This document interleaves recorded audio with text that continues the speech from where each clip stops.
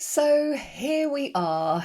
You might be closing off this year, contemplating goals for the year ahead, or maybe you've landed on this episode midway through the year and you're wanting to find a new way for goal setting. Perhaps you've been very quietly, unconsciously influenced by other people's goals around you, or perhaps the traditional goal setting approach just hasn't worked because you've set the goals, then maybe you've forgotten about them 2 weeks later, and you're looking for another way. Well, this was me 2 years ago, and I was pretty fed up of going through these repeated cycles of setting goals and them not really feeling that great and then not achieving them and thinking that there was something wrong with how I was doing it.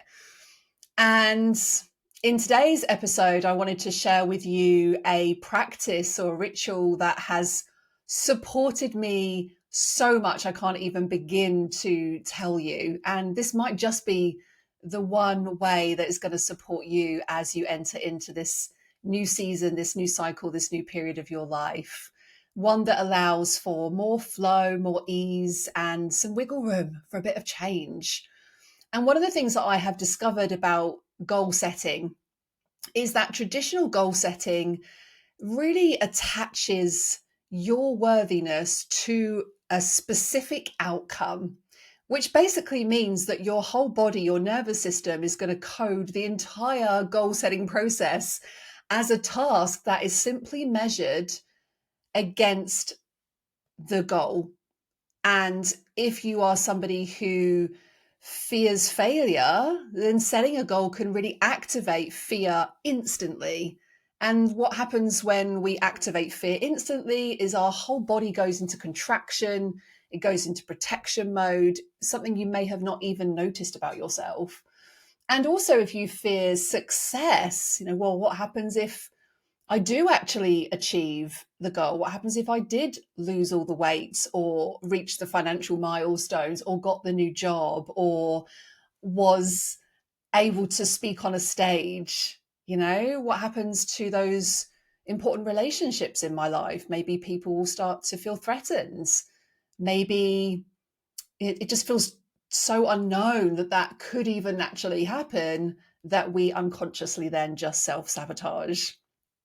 So, welcome to this episode. I am Catherine Morgan, qualified financial advisor. I retired my financial advisor hat some years ago now and very much focused now on the somatic work and the mindset work around money.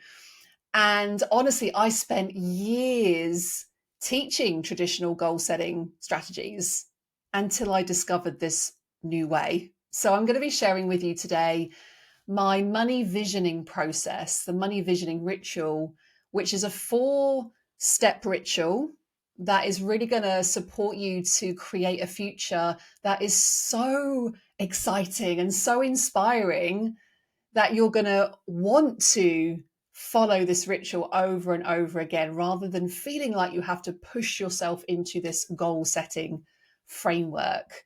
This is really about becoming a money visionary. And a money visionary is somebody who honors the season that you are in. I'm going to talk about what season planning means and bringing all parts of yourself along for the journey, right? All parts of you, the parts that may be fearful about the goals that you're setting, the parts that are really excited about setting those goals. And the timing as well is so important around goal setting. And especially right now, right now I'm recording this as we're moving into 2026. And 2026 is in numerology a 1 year. It's the year of the horse in astrology. It's new beginnings. There's a big energetic shift that is inviting us in 2026 into something new. So even if the traditional goal setting has worked for you, this might be an invitation to just contemplate another way. And if you are somebody who is tired of the masculine, just set bigger goals energy every year, and that traditional planning just doesn't work for you, then this episode is for you. So let's dive into this conversation today whilst I have a quick sip of my cup of tea. I'm so British. So let me start off by just framing what I consider to be the big problem with goal setting. I actually had a really lovely conversation with Claire Barrett, who is a journalist for the Financial Times. Yesterday, we spent, I think, nearly 2 hours on a call contemplating this whole question about goal setting for the financial year. And I'll pop a link in the show notes if the article is published and ready, which I think it will be by the time this episode airs as well. I'll pop a link in the show notes to that article. It was a really, really interesting conversation. We weaved around all sorts of topics around AI and goal setting and our relationship with money, so many pieces. It was a beautiful conversation. And one of the things I was reflecting on is that traditional goal setting does very much attach your sense of worthiness to an outcome, which means that your body, your nervous system is going to code the entire process as a task that you are therefore measured against. And as I mentioned earlier in the introduction, if you're somebody who fears failure, then that is going to activate something in your body. And if there's a worry or an unconscious concern, perhaps that, well, what happens if I do actually hit and reach that goal? That also can unconsciously sabotage us being able to sustain those goals. Now, I don't know about you, but the whole point of goal setting for me isn't about just setting a goal for setting a goal's purpose. It's about doing so because it's going to enrich your life in some way. And so, one of the things that's important for that is to create from vision, not create from fear. And I really noticed this pattern in myself at the end of 2023. I'd been in this constant creation mode, more programs, more content, more. And I was wanting rest so much, but I just couldn't stop this endless pushing. Maybe you have felt like that at times in your business or in your life. So I literally closed pretty much all of my business down. I took around 9 months out. It was a really big decision, and I spoke quite openly and vulnerably about that in another episode, which I'll link in the show notes. And at that point in my life, I was in a 9-year cycle in numerology, and I'll talk more about numerology in a moment. And the 9-year cycle, every year runs from your birthday. So my birthday's in December, and in December 2022 until December 2023, I was in this 9-year cycle. And actually, collectively, we've just come out of a 9-year cycle for 2026. And the 9-year is all about completions. It's about endings. It's not about starting new things. And I think that my body knew that I was tired, but my mind was still operating on this old paradigm of more is better.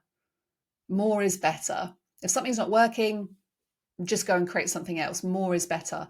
If I had an idea, go and implement it straight away. There was no space for contemplation. There was no space at all. And I remember messaging my friends every day saying, I wish I had some space in my diary today. But then the minute that I created it, I would fill it again.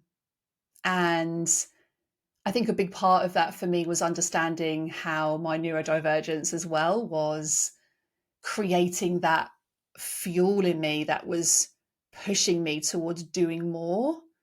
And actually sitting back and resting was difficult. I'll be honest, it was difficult to just sit and relax. I felt like I should always be doing something.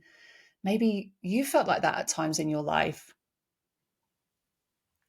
And I got to this point where I was like, something just needs to change. So over that 9-month period, I spent most of that time in visioning the future because I really wanted to make sure that whatever I was going to create is something that was sustainable, and imagining what my life and my business might look like. And so as I came out of this 9-year cycle, I went into a 1-year cycle. And I'll show you how to calculate this for yourself shortly.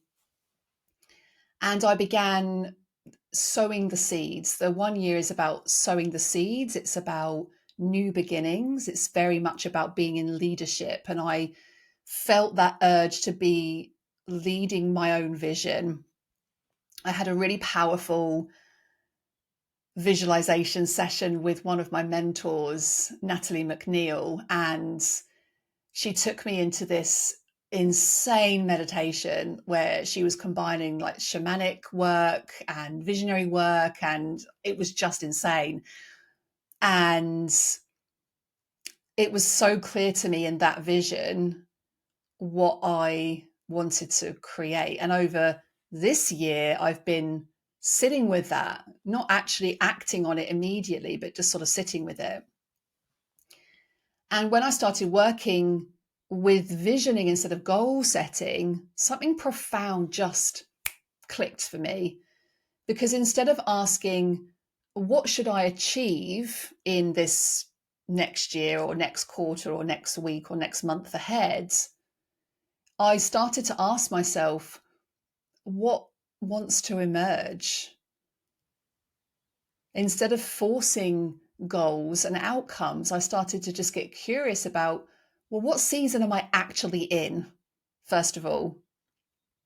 And instead of pushing past this resistance, I started welcoming all parts of me to the visioning piece. And that's what I'm going to be sharing with you in this 4-step money visioning ritual. Excuse me. And let's walk through this together. You might want to grab a notepad and a pen for this. If you're watching this on my YouTube channel, you obviously can pause the video as well. If you're watching this on Spotify, you can also watch the video version of this too. And you can watch me drink my cup of tea. So let's talk about the first step in the visioning process. So the first step is to create your state and an expansive state. Because the first mistake that a lot of people make with year-end planning especially is that they dive straight into the numbers. They'll set themselves, maybe a financial goal of, I want to make $1 million this year, or, I want to invest half my revenue, or I want to increase my monthly recurring revenue from X to X.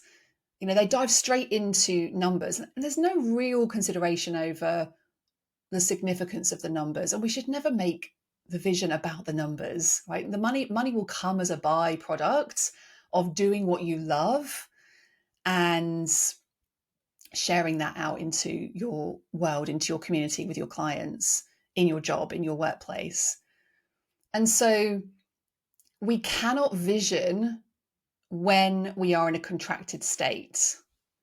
So before you do anything with money, with your setting your financial goals, your plans, is we want to regulate the body, make sure that you are feeling good and safe and supported in your own sense of being, your body, before you go into this goal setting process. Because otherwise we'll self-sabotage, something's going to come up unconsciously that we don't even know exists, and then we fail, or we might hit our goals and then they're not sustainable.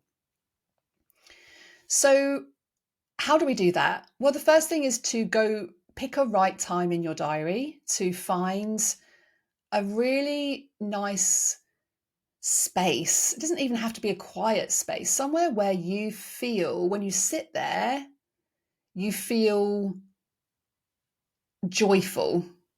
It might be in your bedroom, in your PJs, with a cup of tea and your journal.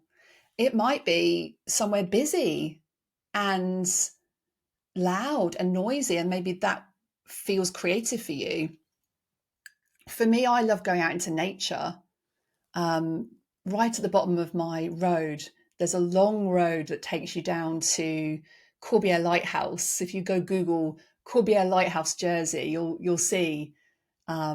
If you can do it on the Google Earth map and actually see where the road literally opens out, and then you've got this beautiful lighthouse. And because of the tidal system in Jersey, the tide comes in and out so quickly. And I just love being down by the lighthouse. For me, the lighthouse as a anchor point encapsulates visionary so beautiful, because it's shining light into darkness. It's there as an anchor point for safety. When somebody's in the lighthouse, I imagine they're shining light on the world. They're shining light on areas that need to be resolved, or cracks and things that need to be filled, and solutions need to come through for those. And also, it's when you're in leadership and visionary, you're not in the rowing boats when the waters get stormy and trying to rescue everybody. You're there shining the light, being that visionary in your life. And that might sound a little bit too out there for some of you, but for me, it just makes me feel really in my leadership, self-leadership, not about leading the world and leading from a place of power, but from a place of self-leadership. So is there a place in your world that makes you feel like you can lead from self-leadership? So just take a moment to consider where that might be. And you want to turn off all distractions. So turn off your phone, create a nice space, light a candle if you're at home, and invite in a total sense of relaxation into your body. So for me, that looks like some deep belly breathing for a few minutes. I'll do like a gentle body scan, a somatic scan, just releasing any tension from my jaw, from my shoulders, from my hips. If you're into chakra work, really envisaging unlocking and opening up all of the chakras. A lot of you listening to this might do some beautiful chakra meditations. There's a great one actually that Joe Dispenza's just released, which is individual meditations to unlock all of the chakras. It's really beautiful. So playing music can be very supportive of this visioning part of the process. There are certain music tracks that I love that really open out my visionary. I've spoken before as well about when I fly, when I go abroad, every time I'm in the air, that moment you hover above the clouds. I absolutely love listening to a track from Tina Turner, and it's actually one from her most recent albums where she went into sharing her work into Buddhism. And the album is called Beyonds. And the first track on that album is the one I listened to, and it's just so beautiful. So beautiful. So that's my ritual. That's how I open up my body, get into my visionary, get my body feeling really relaxed, and kind of releasing any of that stuck energy. And that's the first part of that visionary process. So take your time to contemplate that. This is about getting into a state where you feel open, not contracted. Like, anything is possible. And after you have found that space, then the second part to the money visioning, get my words out today, is to ask yourself, what is the season that I am in?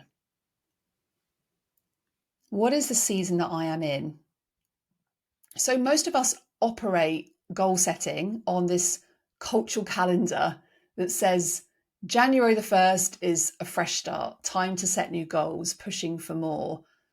Well, that may not be the case. You may not be in that season. You think of the winter season is not a year to hit a hard reset on your life. This is a trend that's been all over TikTok, have a hard reset on your life. Well, I don't agree, because the winter season is a season of replenishing and resting. And if you're in a rest season, if you're listening to the end of a year, the start of a new year, then energetically you might not be ready to go and create. It might be a season to go and release or recharge or reset. If you're listening to this halfway through the year, then You might feel differently going into a summer season where you're feeling more energetic, where you're feeling more creative. So, working around the seasons of the weather is a lovely way to come at goal setting. That's one way of doing it. The other way of looking at this from a seasonal perspective is to understand what your personal year is in terms of numerology. Now, on this podcast, I've been podcasting now for 7 years, and in fact, 8 years this year.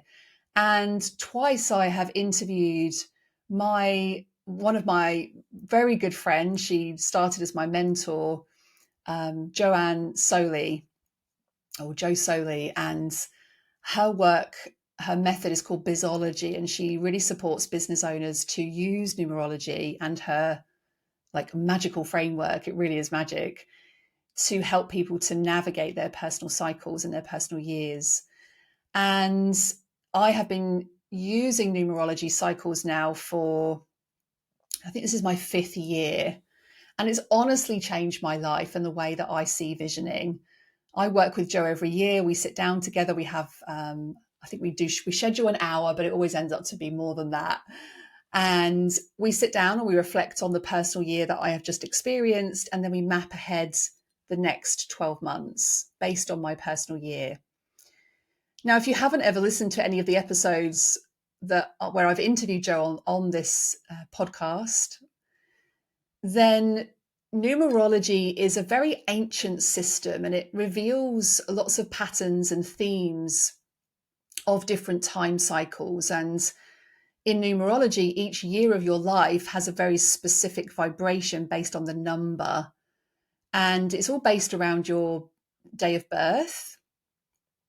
And every year we go through a personal year, and they cycle from 1 through to 9. So you have a personal year 1, 2, 3, 4, 5, 6, 7, 8, 9. But you actually don't have a personal year 2. You have master numbers 11 and 22. So there's a certain wisdom around numerology and certain calculations to work out. So go and check out Jo Soli's website, because she's got some amazing calculators on there where you can actually work out your life path number, what you're here to do in the world, and your personal year. But I'll just talk you through a couple of a quick example of how you can actually work this out for yourself. Because some personal years, the tide is in and sometimes the tide is out. So some years are the right years to be planting seeds, starting new things. Other years are for more around completions or resting or harvesting. And so when you understand what season you're in based on your personal year, you can start to work with that as a natural rhythm of your life cycle. So how do you calculate your personal year? So what you would do is you would take your day and your month of birth, and you add the digits together, and then you add the current year. And we're always using whole numbers. So for example, if you were born on March the 15th, to get your personal year, you would take your calculator and you would do 3 plus 15 plus 2026. So 3 numbers there, whole numbers. So 3 plus 15 plus 2026 equals 2044. Okay, so whatever digit you have there, we're working with whole numbers here. Then you look at those 4 numbers, so the 2044, or whatever those 4 numbers are on your calculator, and we're going to take those individual numbers and add them together. So 2044, I'm going to do 2 plus 0 plus 4 plus 4. Okay, so in that example, 2 plus nothing plus 4 equals 10. Okay, that's the next part of the calculation. Now, if you've landed on a 1, 3, 4, 5, 6, 7, 8, 9, that is your personal year. If you've landed on a 2, you would actually, well, if you landed on an 11, that is a master number. And if you've landed on 2 digits, like a 10, we're then going to add those 2 digits together to get a single digit. So it sounds really complicated, like when I'm just sharing it out loud, but when you have it on paper, it's a lot easier. So in that example, I've done the 2 plus the 0 plus the 4 plus the 4, and I've got 10. Okay. So with that 10, I'm going to do 1 plus 0, which is 1. And that's the personal year. If you've got 15, you do 1 plus 5 is 6. So your personal year is 6. Okay. So in that example, you would be in a 1 personal year from March 2026. Okay.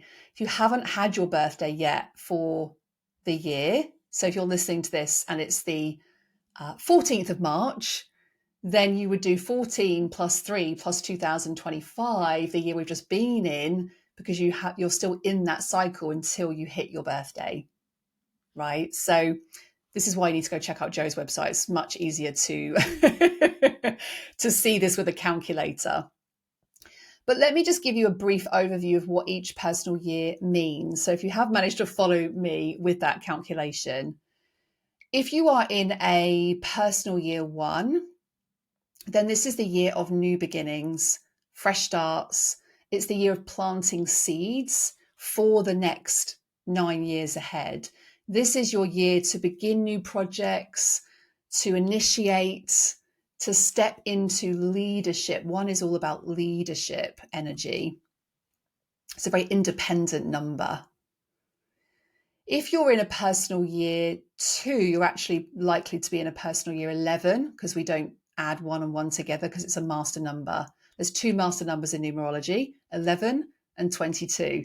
When we arrive at any of those 2 numbers in any of those calculations, we don't add the 2 digits together because they're master numbers.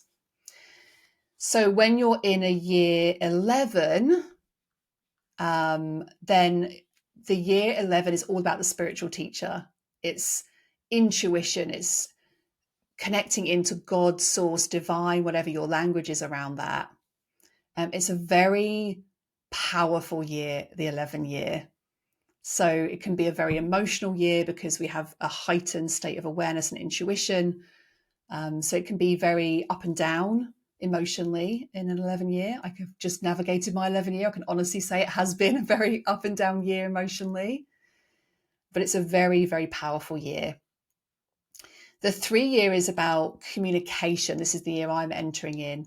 It's about using your voice. It's about getting on stages. It's getting your work and your voice out there into the world. It's a very creative, very fun energy. It's a very light energy after your 11 year. So that's the 3 year. The 4 is about systems, processes, foundation, structure. It's the year to build the structure around your vision. It's a year to have a lot of support, stability. Having a plan is really important in a 4 year, as Joe would say. And then the 5 year, 5 is about travel, adventure, change, freedom. A lot of change can happen in a 5 year. It's the year of expansion, breaking free from old structures, old processes that have been created in a 4 year. And then the 6 year is about service. It's about relationships. It's very much a year about home and family. It's a very nurturing energy, the 6 energy. So you might be called to give a lot back to others in a 6 year. And then your 7 year is very introspective.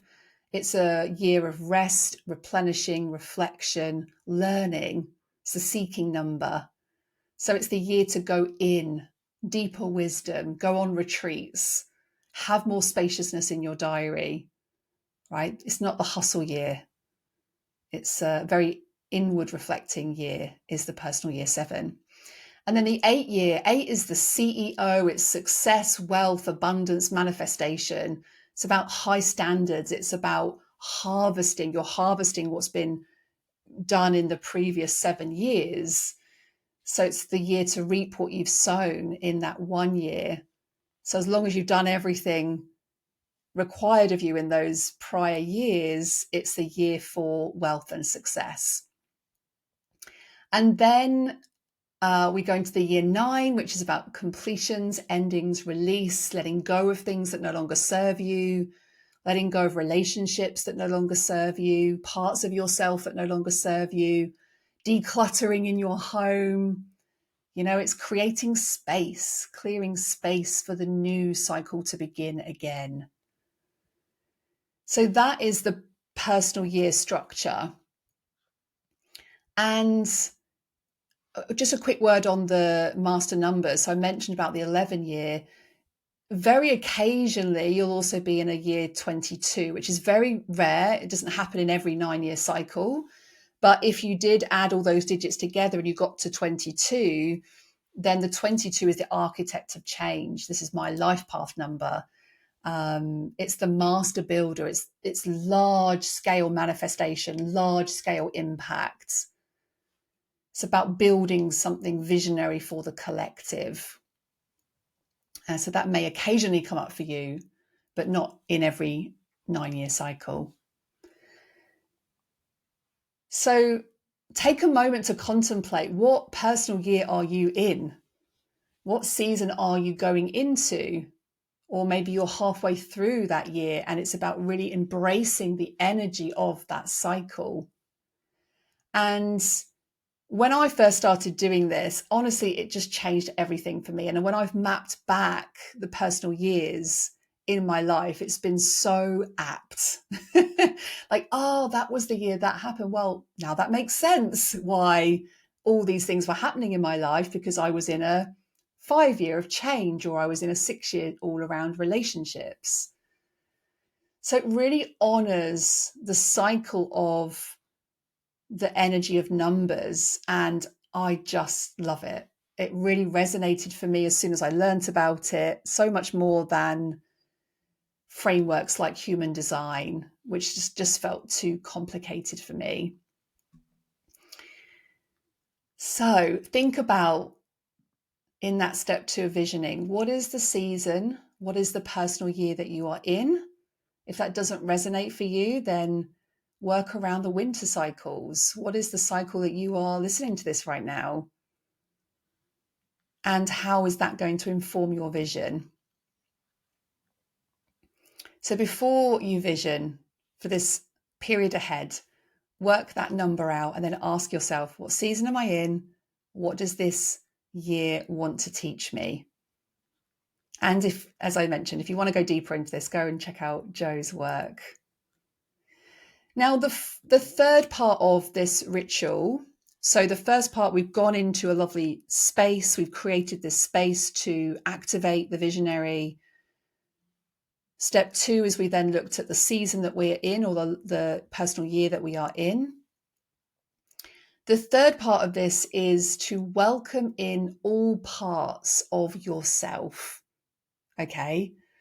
So what I mean by that is traditional visioning falls apart for most people because they get into this expansive state, they start visualizing, and then instantly there is this part of us, this little voice that says, but what if I fail?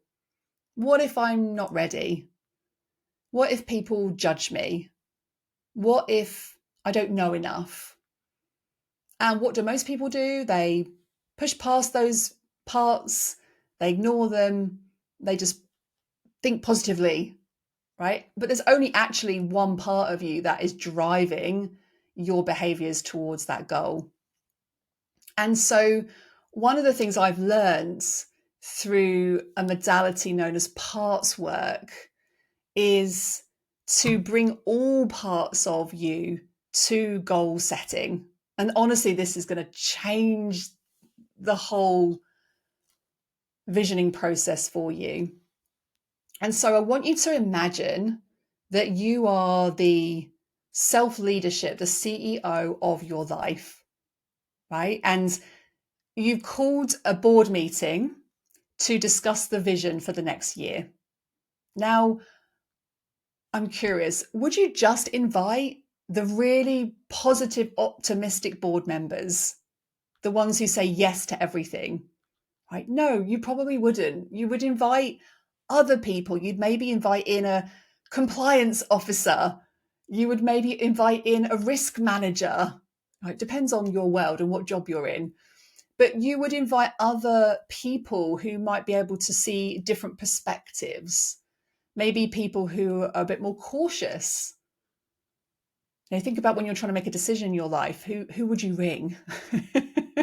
Who do you ring? The person who is the yes, just do everything person, or is it the person who is, well, have you thought about this? Have you considered this perspective? Yeah, and you probably want to hear from all of those friends or family members who invite in those perspectives. And that's what we're doing here. We're creating space for all of these perspectives, all of these parts of you that can make a decision towards your goals by considering all perspectives. So once you're in your visioning state and you know what season you're in, you're going to start to visualize, what do you want more of and what do you want less of? And noticing what parts of you are coming up in that vision.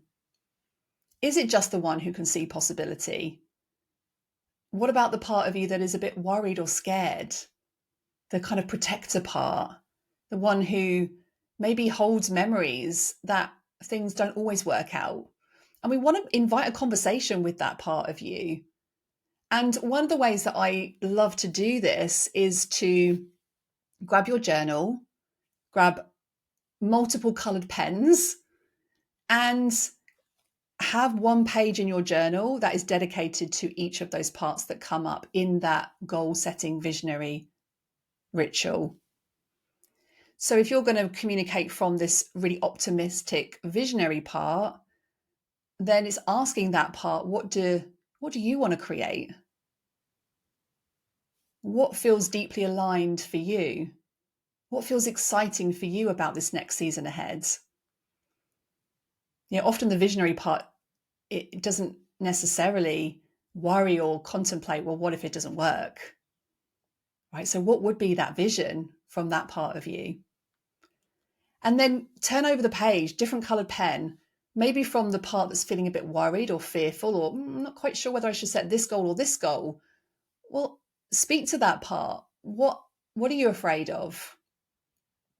What are you afraid is going to happen if we set this particular goal or this particular vision? What experiences have you had that are making you hesitate? What is it that part of you needs to feel safe towards working with that visionary part? And then you can turn over your page again and then write from a kind of neutral perspective. And you might have 2 or 3 or 4 parts that come up in this conversation, 3 or 4 colored pens, different pages in your journal. And the final part is to step into that neutral part and ask that neutral part, what are you observing? What are you witnessing when you look at all of these different parts, the visionary part, the protector part? What are you noticing?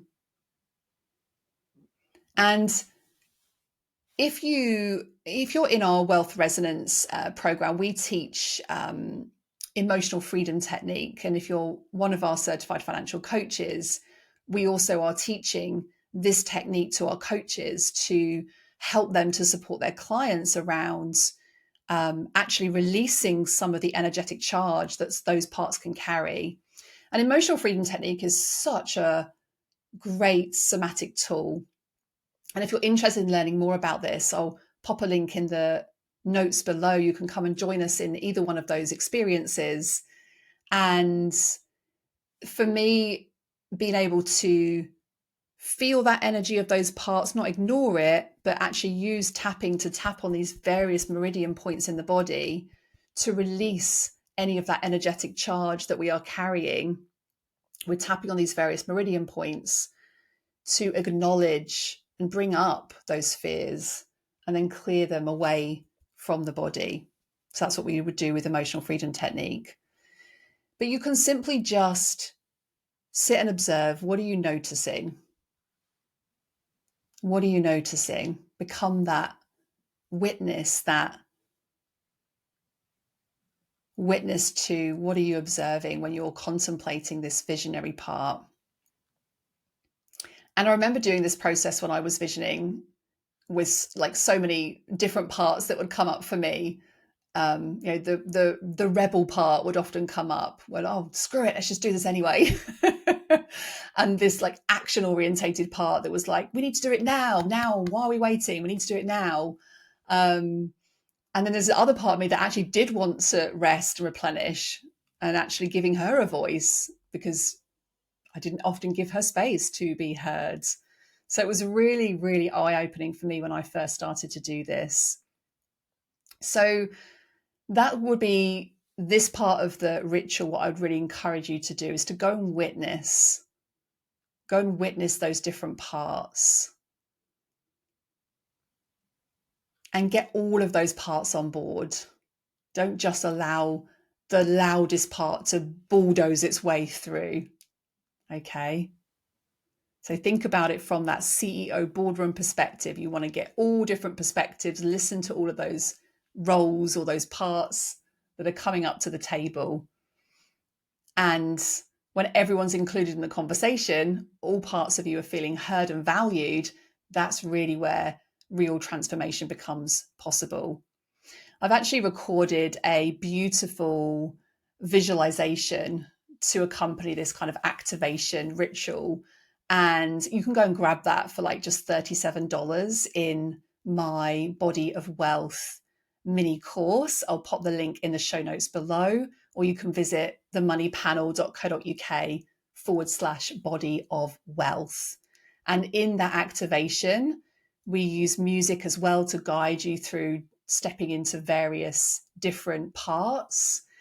And yeah, it's a beautiful piece of work, helping you to really activate that vision. And when we're talking about vision, there's something I also want to share with you here about how powerful visualization could actually be. There's some really interesting research, particularly from a neuroscientist called Candace Pert. And actually, I've just finished reading her book. It's on the floor where I'm recording right now. It's called Molecules of Emotion. And she talks about how the body doesn't really know the difference between creating a vivid, imagined experience and a real one. So when you visualize something with enough detail, with enough felt sense in your body, your brain actually starts to create the neural pathways as if it's already happened. So you're literally rewiring all of the receptors in your cells to create new patterns, and teaching the body to remember this future state instead of just recycling past experiences. Think about the number of goals that you've ever set around money or losing weight or starting new things.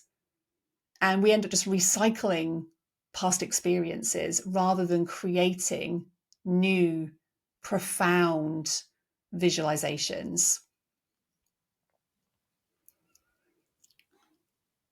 So let's sum up. So once we've got all of those parts on board, we've found the right place, we've dropped into that visioning, we've regulated our bodies and our emotional states, then we have asked ourselves what season we are in. We've invited all of these parts of us that need to be heard to this boardroom conversation. Then it's about really vividly embodying every single detail of that vision. What does she look like? What does he move? How does he move through his day? How does she feel? How does she feel in her body when she's working with ideal clients, when he's checking his bank statement from a place of love and compassion, not a place of shame? What are you witnessing? How are you being as a person, as a human being? Not just what are you doing, who are you being?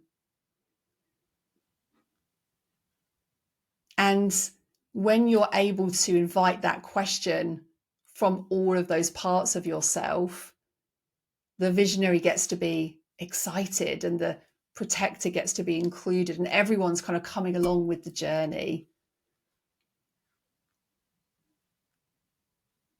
And this will really support you to be fully seen, fully safe in that visibility, in that vision. So many people come to me and are, afraid of seeing themselves, speaking up, taking away that mask. And this ritual, I can honestly tell you, will help you to feel safe, to be fully seen, to be fully in your visibility. And this will create such a ripple effect in not just your life, but for the power of those around you. Becoming a money visionary is not just about creating things for yourself. It's about seeing yourself in the collective, holding a vision that is so inspiring, that is so aligned for yourself and for others around you, for the collective good. You're not carrying that vision by yourself. It's serving a much bigger purpose. And I'm going to be talking on the show about collective goal setting, collective freedom, what some of those things actually mean as we move through 2026. And seeing money as something that isn't about healing your relationship with it, but it's actually about how do we do that collectively, creating more safety, more freedom collectively together. Because it's so much bigger than just you. And when you think about visioning from that place, it pulls you forward into feeling connected to other people. And the irony of it is that when we do this, the money just follows. Money follows because you're not in this pursuit of individual accumulation. You're in the pursuit of the vision that is leading and guiding you every single day. And so once you've done the visioning, you can really activate it, speak it out loud, share it with the world, and then move it into a place of aligned action. What is now required of me? What steps are required of me to just allow it to happen, not forcing it, not putting specific dates necessarily against it. It's just allowing it to grow and blossom, planting the seeds, trusting the season that you are in to do this work, and holding that money visionary with yourself, holding a powerful vision energetically, emotionally, physically, mentally, that is creating a future that is so inspiring for you and the collective good that you no longer feel like you have to do it on your own. And it's somebody who understands that visioning isn't about forcing outcomes. It's about creating from a regulated place, honoring the season that you are in, bringing all of those parts along with the journey. And that is the ritual I wanted to share with you today. This is about dropping old paradigms.